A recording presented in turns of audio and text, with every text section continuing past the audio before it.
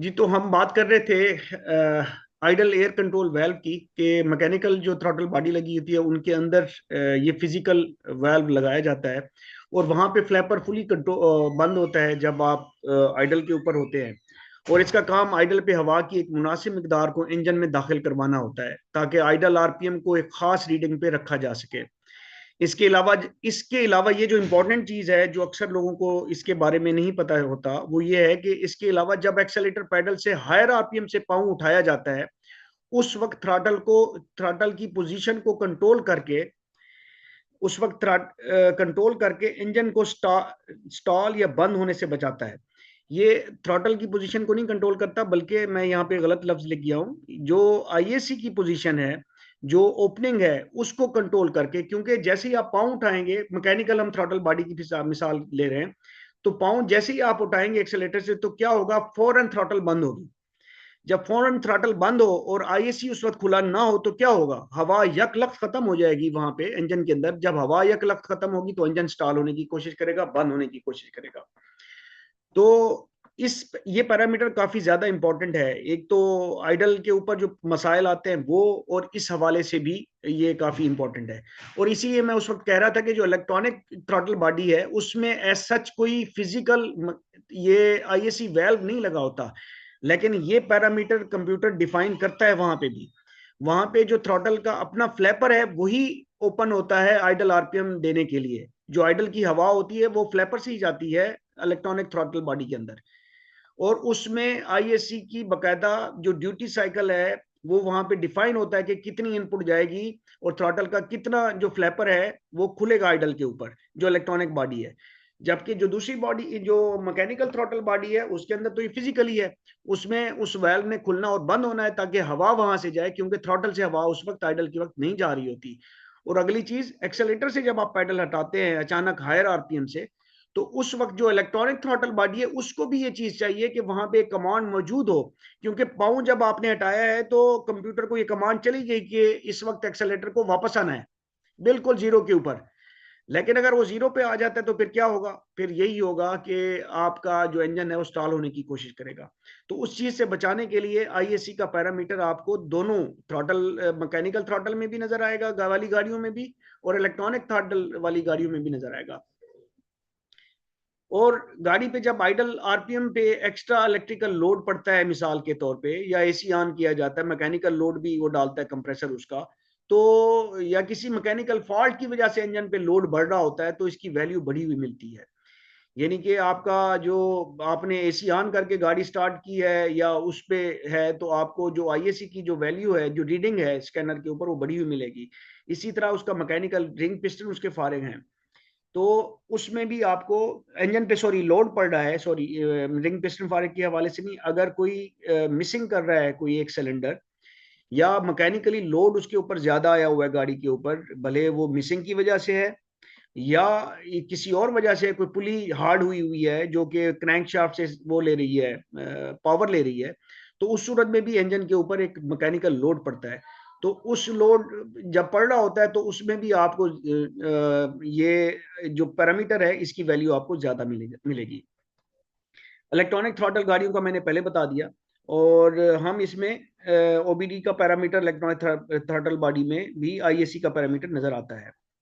हम आप इसको नेक्स्ट, स्कैनर पे जो इसकी रीडिंग है, इसकी आइडल आरपीएम पे वैल्यू जनरली 15 से 20% तक रहती है। अगर ज्यादा हो तो इसका मतलब है कि इंजन पे किसी किस्म का इलेक्ट्रिकल या मैकेनिकल लोड पड़ा हुआ है, कि कंप्यूटर ने जब लोड पड़ा है तो कंप्यूटर उसको उसकी वैल्यू को बढ़ाता है। ये आप जब एसी ऑन करेंगे तो उससे ही आपको अंदाजा हो जाएगा कि ये बढ़ती है वैल्यू, या ईसीएम में कोई इशू है, जो कि बहुत कम है। ईसीएम में बहुत कम होता है कि ईसीएम में कोई इशू आए और इसकी वैल्यू बढ़ जाए।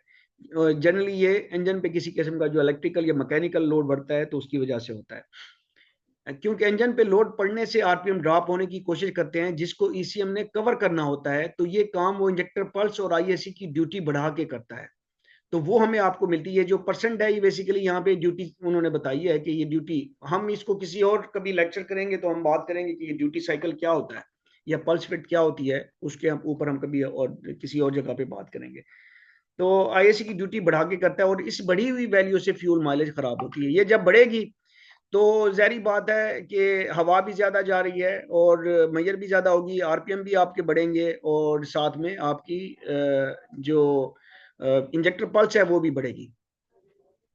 तो ये मैंने यहाँ पे एक होंडा सिटी आईडीएसआई मॉडल है, उसकी एक जेन्युइन रीडिंग है आईएससी कमांड आइडल के ऊपर 16.47% और सुजुकी मेहरान है यहाँ पे आईएससी फ्लो ड्यूटी 20% यहाँ पे आपको शो हो रही है। फिर आइडल रनिंग पैरामीटर बहुत सारे हमारे जो मैकेनिक भाई हैं वो इस चीज़ को नज़रअंदाज करते हैं, ट्यूनिंग करते रहते हैं गाड़ियों की, ईएफआई गाड़ियों की, और जहाँ पे थ्रॉटल इलेक्ट्रॉनिक लगी हो वहाँ पे आइडल रनिंग बहुत ज़्यादा इंपॉर्टेंट हो जाती है। और अगर आइडल रनिंग ना की जाए तो आपके आरपीएम भी आपकी जो ड्राइवेबिलिटी है गाड़ी की उसमें भी प्रॉब्लम आती है। उसके साथ साथ जो आपकी फ्यूल माइलेज है, क्योंकि आरपीएम आपके सेट नहीं रहते, अप रहते हैं, कभी डाउन हो जाते हैं, तो उस सूरत में भी आपकी फ्यूल माइलेज को ये खराब करता है। तो इसका पैरामीटर अगर आप देखेंगे स्कैनर के अंदर तो आपको जनरली इस तरह का भी मिलेगा, idle learning, idle air, learning.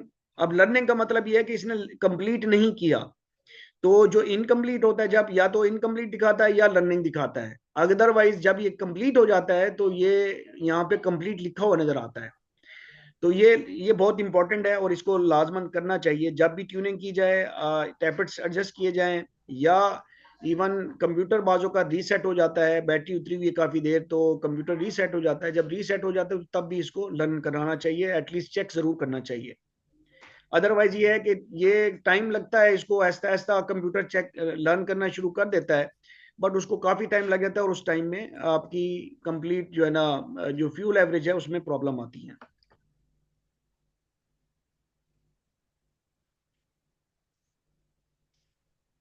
आगे हम आते हैं जी मैप सेंसर पैरामीटर के ऊपर। मैप सेंसर जनरली हम ग्राम पर सेकंड की जो पैरामीटर जो रीडिंग है उसको देखते हैं, वोल्टेज को भी देखा जा सकता है, जनरली ये 0 से लेके 5 वोल्ट के बीच में ये वैल्यूज होती हैं, लेकिन मैं यहाँ पे ग्राम पर सेकंड के ऊपर बात करूंगा क्योंकि इसके ऊपर काफी इंटरेस्टिंग बात होने वाली है।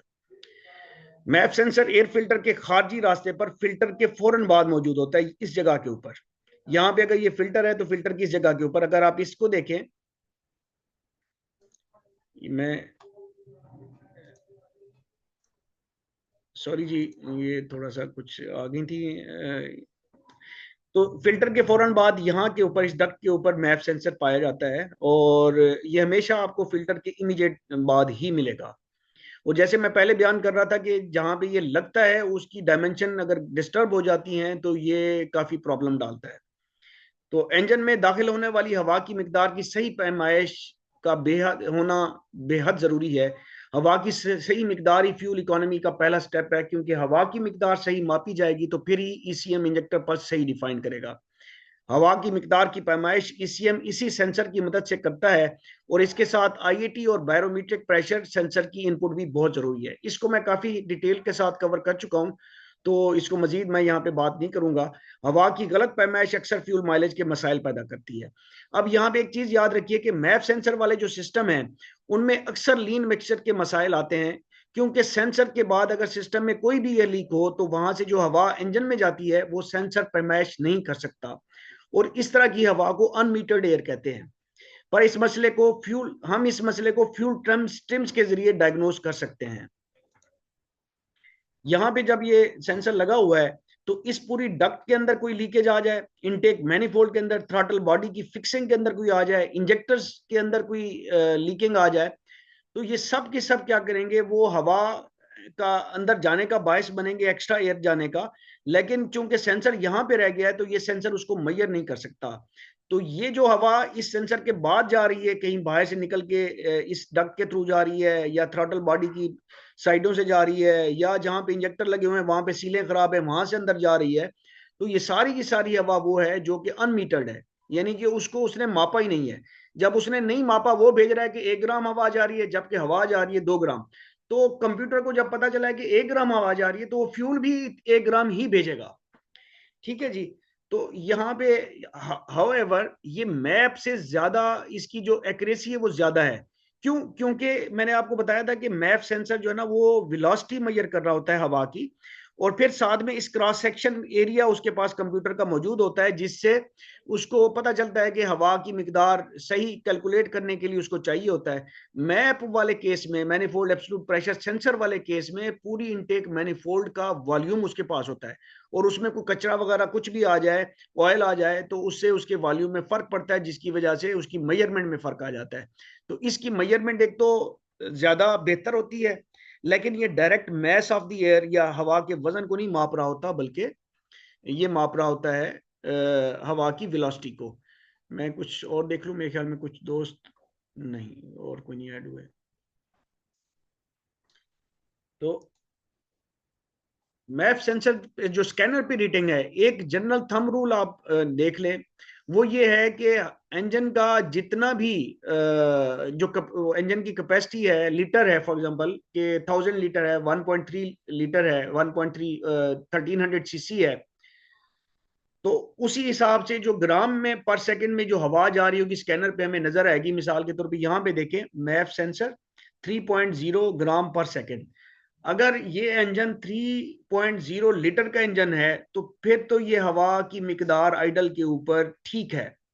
अगर ये है 1.3 लीटर का इंजन, मिसाल के तौर पे होंडा सिटी है 2000 में, हम बात कर रहे हैं जो 1200 या सीसी हो गया, या 1.2 लीटर हो गया जो इंजन लगे होते हैं हमारे, या 1.3 लीटर इंजन लगे होते हैं, तो अगर वो इंजन है और वो आइडल के ऊपर 3.0 ग्राम पर सेकंड दे रहा है, तो इसका मतलब है कि ये जो मैस एयर फ्लो सेंसर है, ये ओवर रिपोर्ट कर रहा है, हवा ज्यादा इंजन मांग रहा है।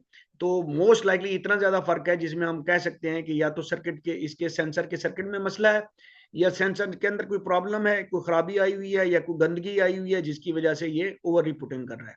तो जब ये ओवर रिपोर्टिंग कर रहा है, इतनी एयर इंजन ले ही नहीं सकता आइडल के ऊपर, जो 1.3 लीटर का इंजन होगा, तो फिर उसका मतलब ये है कि 3.0 ग्राम पर सेकंड के हिसाब से वो फ्यूल भेजेगा।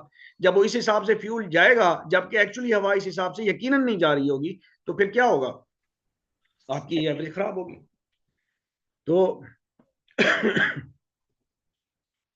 तो ये थंब रूल है, और ये जनरली ये जो थंब रूल है, ये 1.5 लीटर या 1.3 पे भी आपको ठीक रह जाता है, लेकिन ये जितना लीटर ऊपर चले जाते हैं 1.5 2.5, वहां पे ये रूल बिल्कुल 100% होता जाता है। लेकिन 1.3 पे भी ये हमने देखा है कि अक्सर 1.3 लीटर इंजन में हमें 1.3 से 1.6 ग्राम पर सेकंड की रीडिंग आइडल के ऊपर नजर आनी चाहिए। अगर ये कम है, 1.3 इंजन है और हमें 1 मिल रही है, तो इसका मतलब है या तो ये अंडर रिपोर्टिंग कर रहा है, सेंसर गलत रिपोर्ट कर रहा है कि जी कम बता रहा है। लेकिन इसमें ज्यादा चांसेस क्या होते हैं, इसमें ज्यादा चांसेस ये होते हैं कि आपका एयर फिल्टर क्लॉग हो, आपकी एयर की जो एंट्री है वो बेसिकली रिस्ट्रिक्टेड है, तो उसको देखने की जरूरत है। तो जब भी ये प्रॉब्लम आए, तो इन इन पैरामीटर्स को देखने की बहुत अशद जरूरत है, और इनका ठीक होना बहुत ज्यादा जरूरी है। अच्छा, अगर ये रीडिंग वाजे तौर पे कम मिले, तो इसका मतलब ये या तो हवा की एंट्री में कोई रुकावट है, मसलन फिल्टर गंदा है, थ्रॉटल या इनटेक बहुत गंदी है। तो ये भी हो सकता है, क्योंकि आगे अगर हवा नहीं जा पा रही, तो भी हवा जो सेंसर से गुजरेगी वो कम ही गुजरेगी, या सेंसर और सेंसर के सर्किट में कोई मसला है, और इसमें सेंसर के गंदा होने के भी चांसेस है। यहां तक किसी दोस्त का कोई सवाल जी?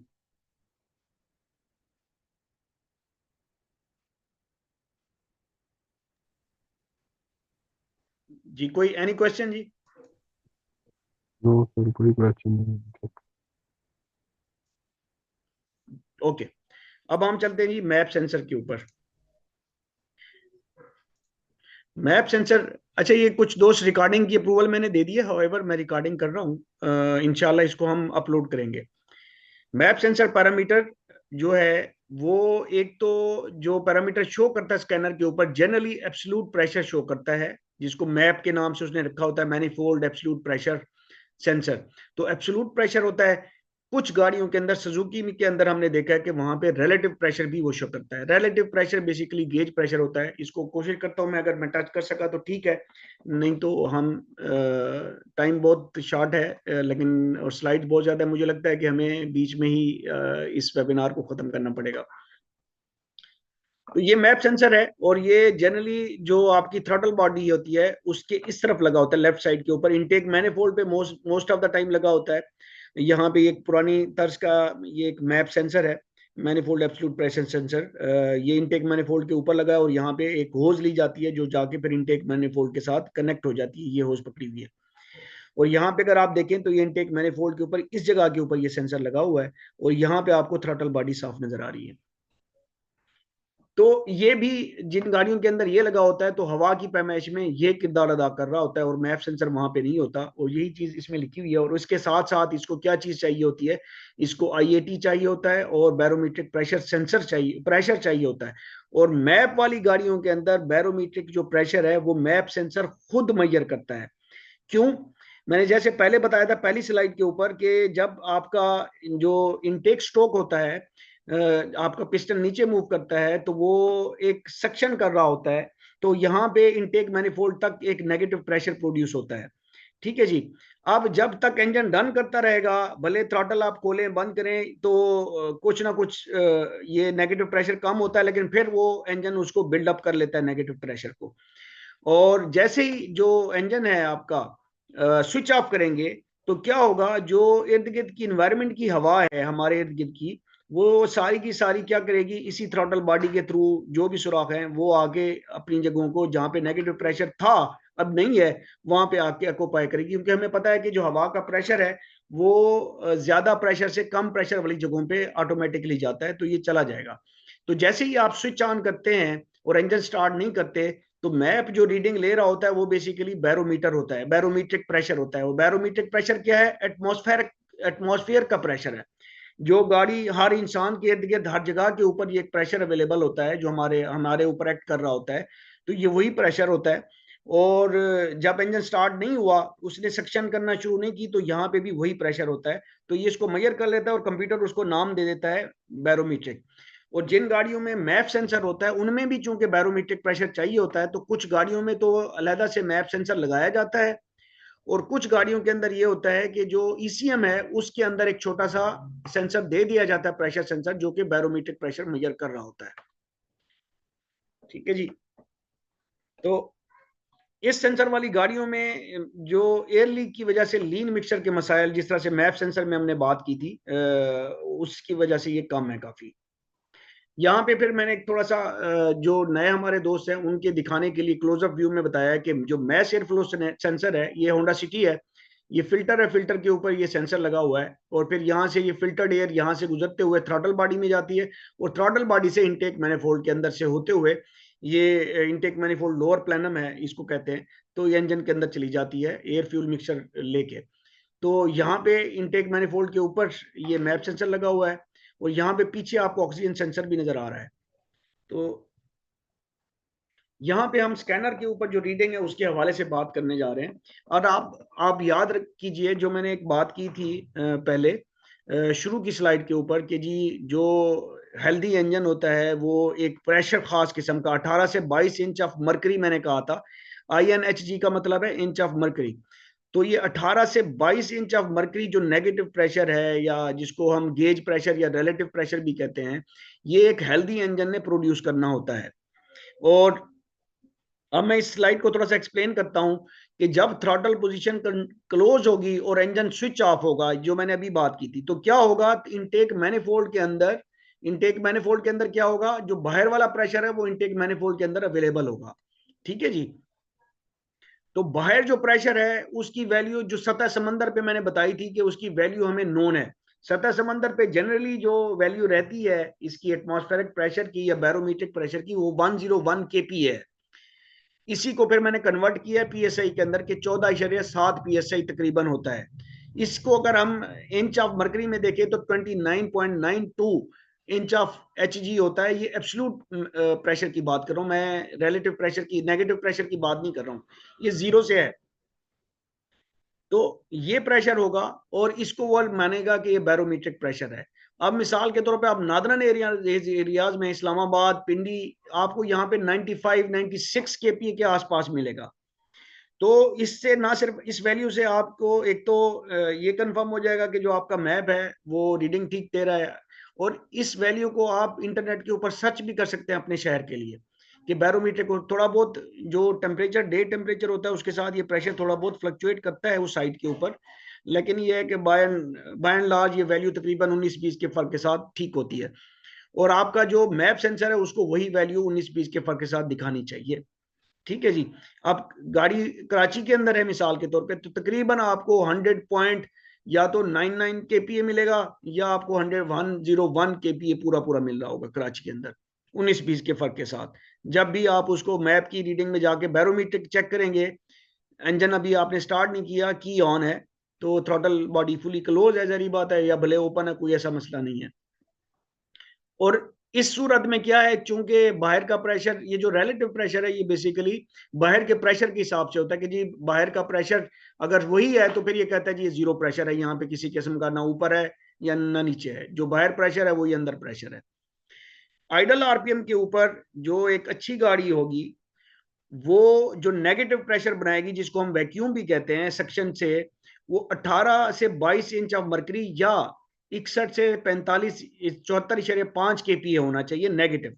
लेकिन मोस्ट ऑफ द स्कैनर जो है ना, चूंकि आपको एब्सोल्यूट प्रेशर शो करते हैं, तो आपने ये वैल्यूज देखनी है कि 26 से लेके 40 केपीए, ये याद रखिएगा, 26 से लेके 40 केपीए आइडल के ऊपर अगर इंजन आपको दे रहा है, और पर्टिकुलरली ये जो लेसर वाली साइड है 26-27, ये वो केपी होगा कि जिस पे आप कहेंगे कि इंजन बहुत अच्छा है। ये 40 की तरफ चलता जाएगा, आप कहेंगे ठीक है, लेकिन आप फॉर एग्जांपल आप कहते हैं यार ये इंजन जो है ना तकरीबन 70% पड़ा हुआ है, लेकिन एक इंजन की आपको ये मिलती है, तो इसमें मोस्ट ऑफ द टाइम जो चांसेस हैं, ये अगर हवा रिस्ट्रिक्ट हो तो तब भी ये बढ़ेगा। ठीक है जी। लेकिन ये 26 की तरफ आएगा, कम होगा, यानी कि कम वैल्यू की तरफ जाएगा। लेकिन अगर वो ना हो इशू, या उसका इशू ना हो, आपके टैपेट्स का इशू ना हो, तो फिर ये आपको इंजन की हेल्थ बताएगा कि आपके इंजन की हेल्थ बिल्कुल ठीक पड़ी हुई है, कि इंजन इस काबिल है कि वो अपने एक नए इंजन के हिसाब से वो वैक्यूम पैदा कर रहा है। ठीक है जी। और फिर अगेन टाइम खत्म होने वाला है, 10 मिनट रहते हैं। वाइड ओपन थ्रॉटल के ऊपर मैं इसको उर्दू में ले जाता हूँ। वाइड ओपन जब आप थ्रॉटल ऊपर करेंगे तो फिर क्या होगा, मोमेंटरली ये होगा, मोमेंटरली यहाँ पे याद रखिए कि ये होगा कि वो उसी तरह से जाएगा जैसे उसके ऊपर था, स्विच ऑफ के ऊपर था, क्योंकि आपका फ्लैपर फुली खुला है। जब फुली खुला है तो यकदम हवा रश करेगी अंदर की तरफ, और वो उसको बाहर वाला प्रेशर चूंकि ज्यादा है, जो एटमॉस्फेयर का प्रेशर है वो ये है, और जब आपका आइडल पे इंजन है तो ये प्रेशर है तकरीबन, ये कम है, इसी वजह से ये वैक्यूम बना है। तो यहाँ पे जब आप खोलेंगे तो एक लम्हे के लिए आपको यही होगा कि आपको यही मिलेगा, जो आपका मैप की जो बैरोमीटर की जो वैल्यू थी वो उस पे आएगा, और फिर उसके बाद ग्रेजुअली फिर वापस उसके ऊपर चला जाएगा, इस जगह की इसके आसपास चला जाएगा तकरीबन। ठीक है जी। ये मैंने बताया कि ये जो रिलेटिव प्रेशर है ये कैसे आता है, ये मैथ का फार्मूला है कि relative pressure is equal to atmospheric या baro pressure minus absolute pressure, यानी बैरोमीट्रिक प्रेशर जो भी है एटमॉस्फेयर का, अगर ये प्रेशर है तो माइनस जो एब्सोल्यूट प्रेशर जब आप करेंगे, इसको माइनस करेंगे इससे, तो आपके पास 18-22 इंच ऑफ मरकरी आएगा। कोई क्वेश्चन है जी?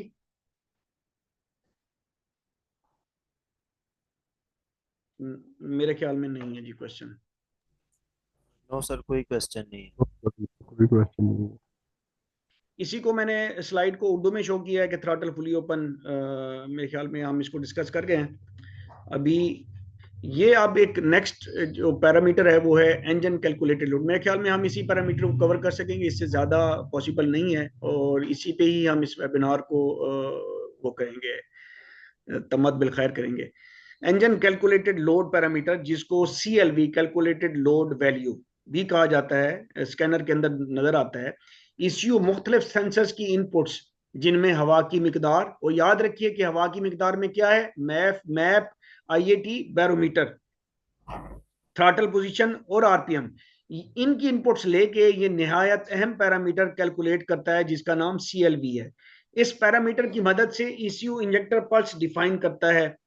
इसी CLV की मदद से, इसी वैल्यू की मदद से वो डिफाइन करता है कि जी इंजेक्टर पल्स कितनी होनी चाहिए, और साथ में इग्निशन एडवांस की टाइमिंग डिफाइन करने में भी इसका बहुत अहम किरदार है, कि इंजन का लोड वो जो देखता है वो इन्हीं वैल्यू से देखता है जब इग्निशन टाइम कंप्यूटर डिफाइन कर रहा होता है। इसका भी एक चार्ट मैंने रखा हुआ है, लेकिन अभी टाइम नहीं है जिस पे हम डिस्कशन करते हैं।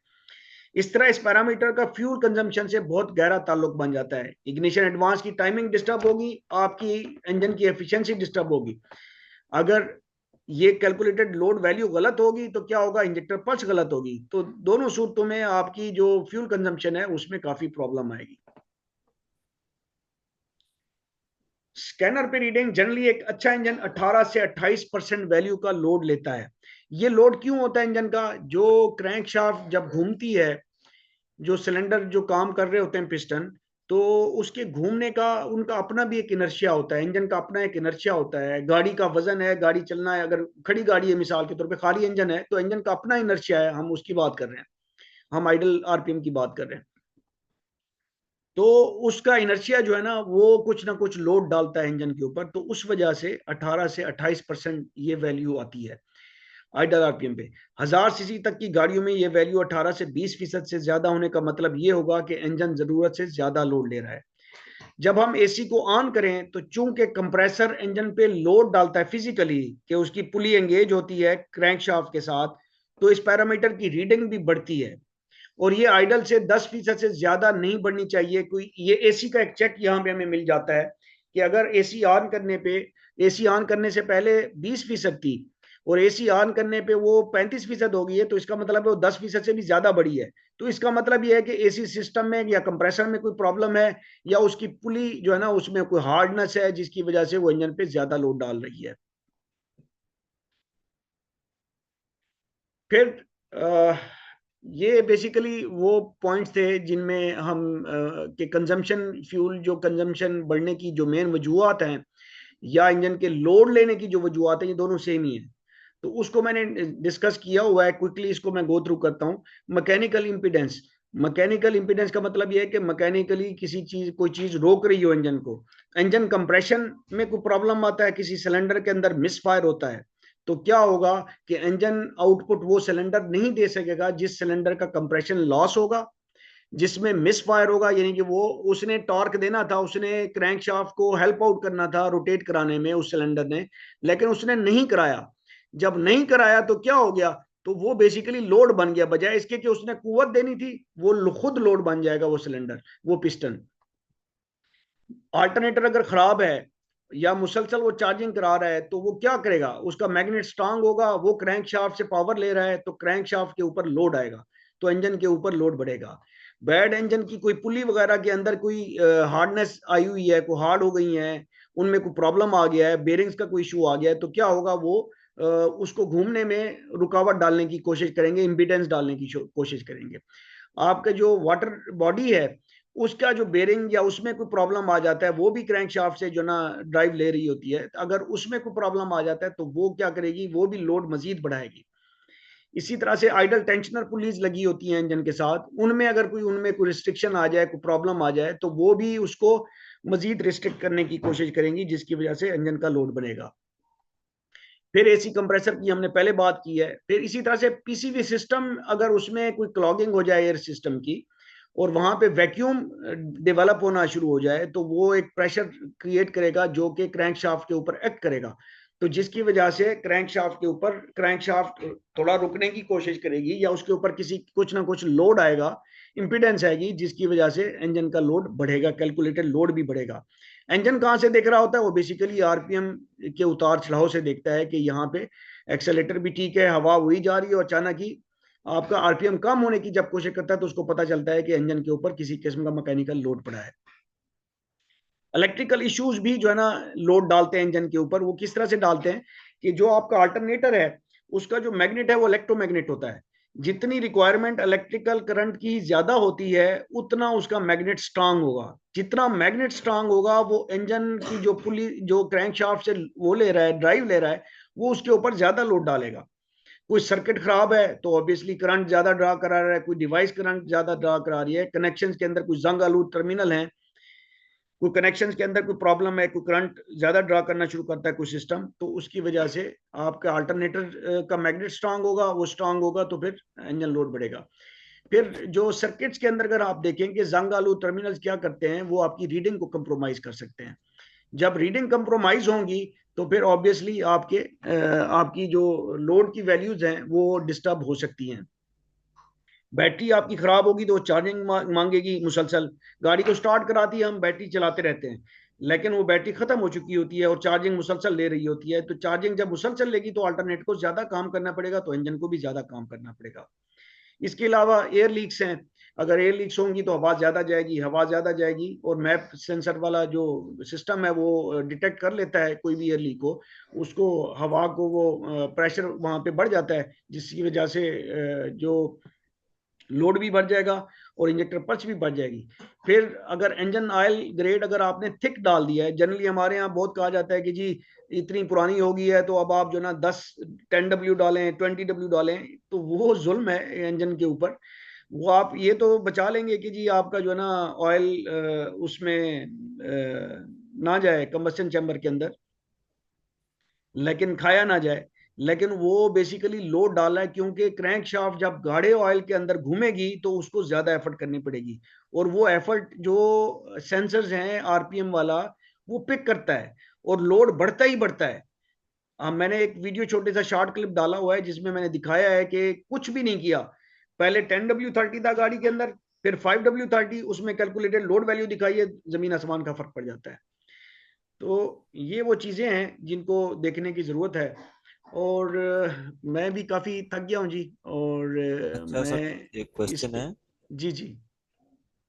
अच्छा, मैं ना ये थोड़ा सा क्लैरिफाई करना चाह रहा हूँ। अच्छा, जब हम गाड़ी स्टार्ट करते हैं आप थोड़ा तो सा इंट्रोडक्शन इनिशियली भी करा दीजिएगा। मैं वकासन, जी जी। मोहम्मद वकास सर। ओए रिकॉर्डिंग कर ला राणे ए तू recording video hello. Recording camera recording कर ला स्क्रीन आप दोबारा बोलें वकास काइंडली। अच्छा जी सर, मैं कहना चाह रहा था, इनिशियली इनिशियली जो हम गाड़ी स्टार्ट करते हैं तो सलफ को जो करंट जो है वो बैटरी से ही जाता है। तो जब गाड़ी स्टार्ट हो जाती है तो जो करंट है वो बैटरी से जा रहा होता है या जनरेटर से जो डायरेक्ट जो है वो इट इंजन ले इज रहा इट होता है? इज टोटल जनरेटर, ठीक है जी। और बैटरी की जो मेन काम है